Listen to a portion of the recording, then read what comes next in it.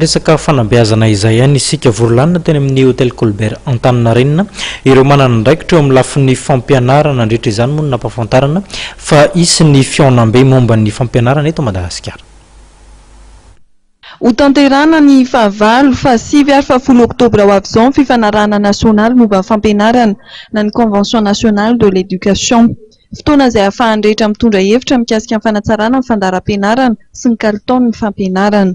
Ny tanjona dia nitovian'ny fampianarana ho amin'ny mpianatra malagasy manerana ny nosy. Tsy miteny izao tsy manana programme scolaire ity ministère ity. Izay ny zavatra nilovana teto tsy misy programme scolaire.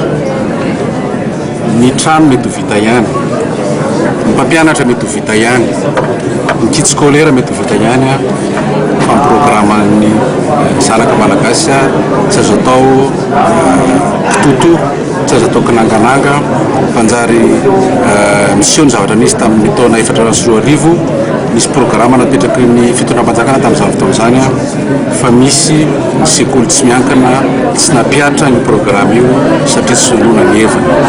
Ka raha ikarakara ny programme am-pampianarana isika andrafitra izany sika tsy maintsy hanona daholo ny hevi-solona rehetra. Tsy ny programme ihany fa be dia be ny zavatra tsy maintsy ifampiresahantsika satria eo ministère de l'éducation nationale eo ihany koa ministère ny formation professionnelle, ministère ny asa, ministère ny formation technique ary indrindra ihany koa ny ministère ny enseignement supérieur sy ny recherche scientifique. Ministère anankitelo izahay mikarakara ny fampianarana eto Madagasikara tsy maintsy ampitoviana ny tany-tokanga ho an'ny hoavin'ny zanaka malagasy. Raha faingo efatra tapitrisana ny ankizy malagasy 9 hatramin'ny 7 taona ny tsy nandihy sekoly na nitsokan-daharana. Ankizy 7 ihany no mahavita hatramin'ny farany fanabeazana fototra. 20% mpianatra amin'ny sekoly ambaratonga fototra mamerina kilasy avokoa. Ankoatr'izay dia olana ihany koa ny tsy fahampian'ny teti-bola ministera fanabeazam-pirenena noho ny fampianarana amin'ny politika mpitsitsiana. Eo ihany koa ny tsy fampiana fitaovana sy ny fiainan'ny kalitaon'ny fampianarana noho ny tsy fahazoan'ny mpampianatra fiofanana.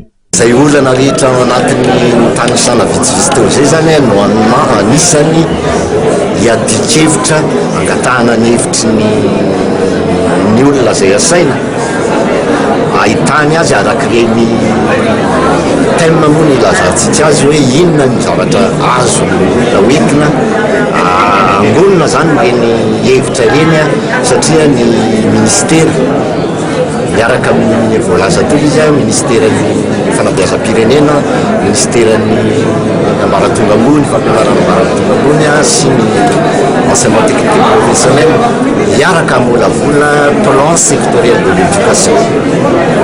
Ka ny hevitra azo an'io convention nationale io zany dia hanampy any ministère telotota amin'ny famolavolana an'io plan sectoriel.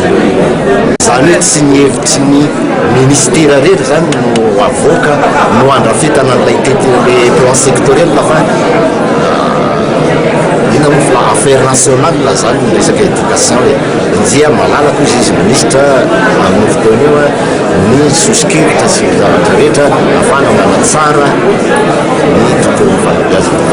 Ministera fanabeazam-pirenena, ministera fanifanana arak'asa ary ministera fampianarana ambony no miara-mifarimbona amin'ny fanomanana amin'ny fiaonam-be andiniana amin'ny fampianarana.